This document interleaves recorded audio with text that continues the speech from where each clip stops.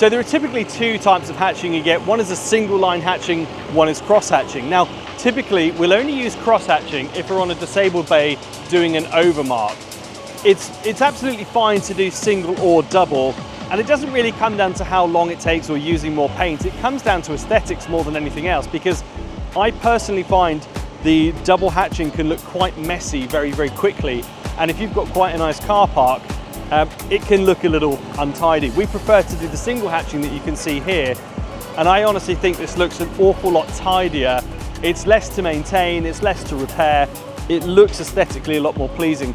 You'll see over here in the corner as well, so we've done some hatching for a bin store, and I think that's really where it's easy to see that actually putting the single hatching that we've got in on this side looks an awful lot tidier than the sort of cross hatching that you see in sort of older installations. So if we're installing brand new hatching for you, we'll normally opt to do a single hatch like this, unless you've already got double hatching down, in which case we'll give you the option, but typically that's the only time we'd put sort of cross hatching in on an installation.